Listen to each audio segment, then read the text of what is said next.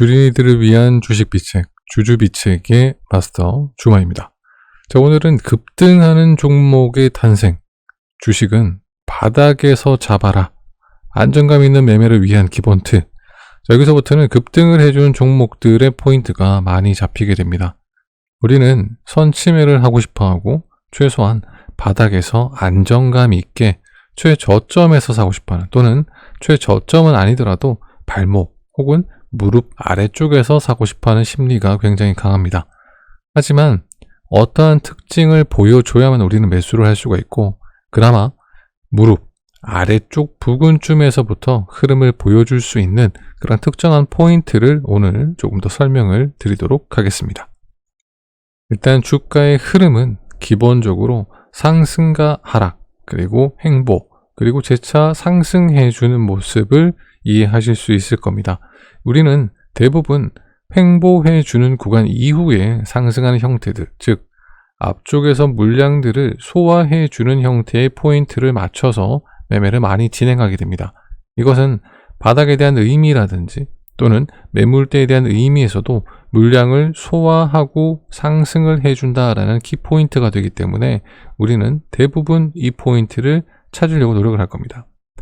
또한 주가의 흐름이 하락 포지션, 그리고 이렇게 하락을 해주는, 횡보를 해주는 형태도 많이 보여지게 됩니다. 이 또한 주가의 등락률이 조금씩 줄어들면서 우하향을 하고 있지만 천천히 횡보를 해준 뒤에 이 앞쪽에 있는 물량들을 소화하고 상승이 나오는 포지션을 우리는 굉장히 좋아하죠. 그래서 우리는 보조 지표를 활용하기로 했습니다. 이동평균선도 많이 활용을 하시고 각각의 보조 지표들도 많이 활용을 하시지만 오늘 사용할 것은 볼린저 밴드, 그리고 241선에 대한 골든크로스 시점을 사용하려 합니다. 차트 예시를 보도록 하겠습니다. 여기서 중요한 부분들은 앞서 설명드린 것과 같이 보조지표의 활용, 볼린저 밴드가 241선에 대한 골든크로스 시점인데요. 여기서부터는 늘어나야 하는, 즉 골든크로스가 되고 나서부터 거래량이 실질적으로 증가해 주느냐라는 부분에 의해 주가의 상승을 생각해 볼 수 있게 됩니다. 또 중요한 포인트가 있습니다.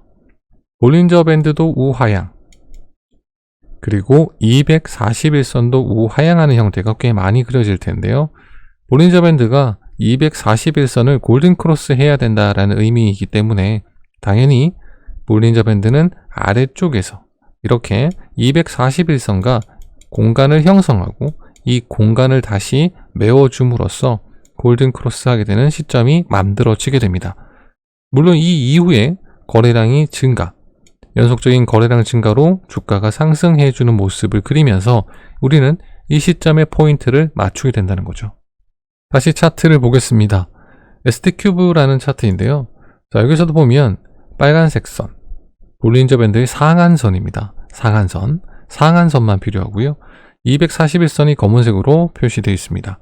주가는 아래쪽에 떨어져 있고 여기서부터 골든크로스 되는 시점, 볼린저 밴드의 상한선이 241선을 골든크로스하는 시점입니다. 골든크로스는 여기서 이루어졌지만 이후 거래량의 증가가 이루어지느냐에 따라서 주가의 상승, 그리고 조정, 재상승의 형태로 지속적인 상승의 시점을 바라볼 수 있게 됩니다. 두 번째 차트는 코리아 SE라는 차트입니다. 지금은 굉장히 길게 보기 때문에 이렇게 상승을 해줬구나 라는 것만 확인하실 수 있겠지만 여기서의 공간, 볼린저 밴드가 다시 241선을 데드크로스한 이후에 이렇게 공간이 형성되어 있고 주가는 아래쪽에 만들어져 있습니다. 어느 순간 다시 볼린저 밴드가 241선을 돌파해 주는데 주가는 이만큼 크게 상승을 했지만 과연 내가 진입을 할 수 있는 조건이 되었을까 라고 생각을 한다면 거래량이 얼마나 증가를 해 주었느냐에 따라서 달라지게 될 겁니다.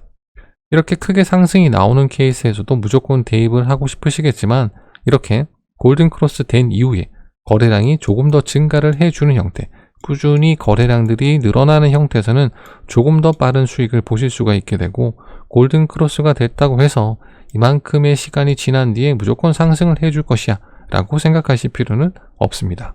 다음은 한일사료인데요. 한일사료도 여기서는 계속 같은 평형을 유지하면서 움직이는 것 같지만 작은 공간을 형성해 놓고 거래량이 소폭 증가해주는 모습들, 골든크로스 이후에 거래량이 증가해주는 모습을 보였습니다. 그러나 이 이후에는 다시 241선을 지지하는 형태를 보여주고 다시 한 번 더 거래량이 들어오면서 주가가 흐름을 보여주는 시기가 나오는 거죠. 키포인트는 골든크로스 이루어진 시점, 241선을 볼린저 밴드 상한선이 골든크로스한 시점에서부터 거래량에 대한 실질적인 증가가 일어나야만 이후에도 241선에 대한 지지를 받고 상승이 나오는 주가의 모습을 볼 수 있다는 겁니다. 네 번째 차트는 화천 기계입니다. 이 화천 기계의 형태도 한번 살펴보겠습니다. 주가는 아래쪽에 형성되어 있고 볼린저 밴드 선이 이렇게 데드 크로스 된 이후에 급격하게 거래량이 소폭 증가를 해주면서 위쪽으로 올라가는 모습입니다.